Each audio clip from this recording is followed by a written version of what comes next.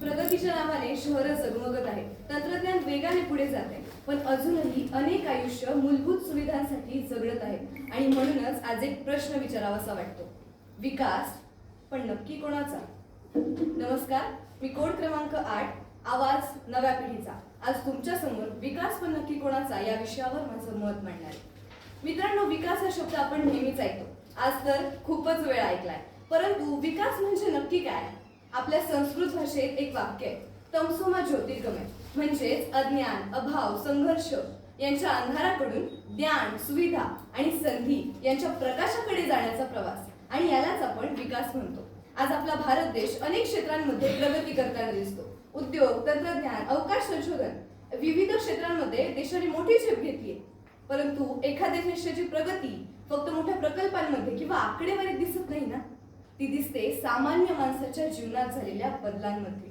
आणि म्हणूनच जेव्हा आपण देशाच्या प्रगतीचा विचार करतो तेव्हा एक प्रश्न उभा राहतो, आपल्या देशातील प्रत्येक नागरिकाला मूलभूत सुविधा समानपणे मिळत आहेत का?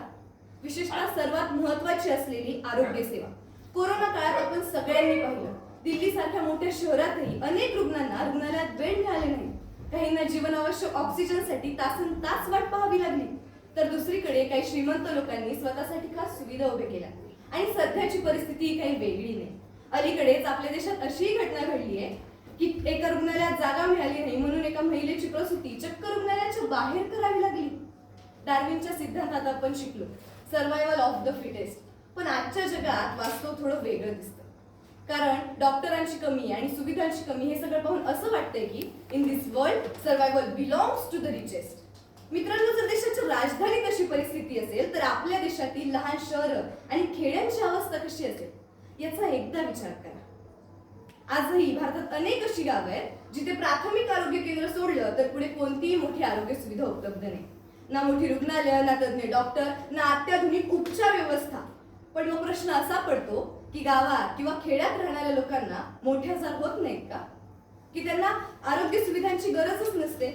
खरं तर आजार सगळ्यांनाच होतात, पण आजही भारतात उपचारांची संधी मात्र सगळ्यांना समान मिळत नाही.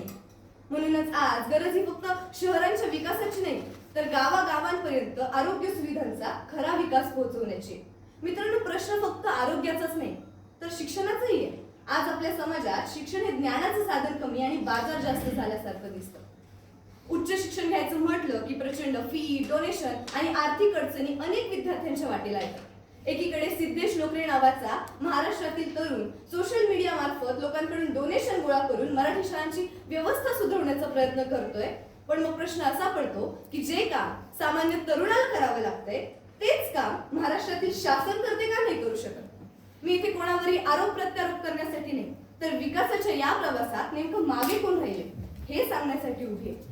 मित्रांनो, अल्बर्ट आइन्स्टाईन यांनी म्हटलंय, education is not only the learning of facts but the training of mind to think.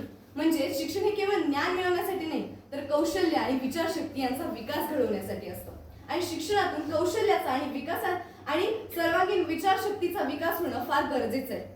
कारण जर शिक्षणाचा विकास झाला तर विद्यार्थ्यांचा विकास होईल आणि तरच अप्रत्यक्षपणे आपल्या देशाचा विकास होईल. पण जर शिक्षणाचा विकास झाला नाही, शिक्षणातून हवं ते कौशल्य आणि विचारशक्ती निर्माण झाली नाही, तर आज अनेक तरुणांच्या हातात पदवी असते पण त्या पदवीसोबत काम नसतं. शिक्षण हे केवळ पदवी मिळवण्याचं साधन नसून माणसाला योग्य दिशा देणारं सामर्थ्य आहे. म्हणूनच आपले संत गाडगेबाबा म्हणले, शिक्षणासाठी ताटे विका पण शाळा शिका. आणि दुसरीकडे आपले संत तुकोबा म्हणतात, वृक्षवल्ली आम्हा सोयरे वनचरे. असं सांगत तुकोबा आपल्याला निसर्गाशी नातं जोडायला शिकवतात. दुर्दैवाने त्याच महाराष्ट्रात आणि त्याच भारतात आज विकासाच्या नावाखाली असंख्य वृक्षांची तोड होताना दिसते. अलीकडेच आपल्या देशातील हैदराबादमधील कांचा गचबोली या परिसरातील IT पार्कसाठी 400 एकर जंगल नष्ट करण्याचा निर्णय झाला. विकासाच्या नावाखाली केलेली पर्यावरणाशी तडजोड म्हणजे विनाशाला दिलेलं आव्हान आहे. मित्रांनो, आपण विकास करतोय पण पुढच्या पिढीचा विचार मात्र करत नाहीये. उंच इमारती, मोठे प्रकल्प आणि विकासाच्या मोठ्या घोषणा म्हणजे विकास नसतो. खरा विकास तो असतो जो माणसाचं जीवन अधिक समृद्ध, सुरक्षित आणि सन्मानाने जगण्यास योग्य बनवतो. आणि जर प्रत्येकाच्या हातात असलेला मोबाईल आणि त्यात असलेला इंटरनेट पॅक म्हणजे विकास समजत असाल तर हा फार मोठा गैरसमज आहे. कारण की विकास हा फक्त एका व्यक्तीपुरता मर्यादित नसून तो प्रत्येक व्यक्तीपर्यंत पोहोचला पाहिजे समाजातील. विकासाच्या मोठ्या घोषणा, वाक्य हे सगळं बाजूला ठेवूया. ज्या दिवशी आपण धारावी सारख्या आशियातील सर्वात मोठ्या झोपडपट्टीत राहणाऱ्या लोकांची आर्थिक आणि सामाजिक सुविधा आणि परिस्थिती सुधारू शकू, त्या दिवशी भारताच्या विकासाला खरी सुरुवात झाली असं आपल्याला म्हणता येईल. जेव्हा या देशातील प्रत्येक नागरिकाला आरोग्य, शिक्षण, रोजगार आणि स्वच्छ पर्यावरण अशा मूलभूत सुविधा समानपणे मिळतील आणि विचारांचा विकास होईल, त्या दिवशी आपण खऱ्या अर्थाने म्हणू शकू की भारताचा विकास झालाय. आणि तेव्हाच आपण भारताचे माजी राष्ट्रपती माननीय श्री डॉक्टर APJ अब्दुल कलाम यांचं विकसित भारताचं स्वप्न पूर्ण करू शकू. मात्र तोपर्यंत हा प्रश्न कायम राहणार आहे, विकास पण नक्की कोणाचा? धन्यवाद.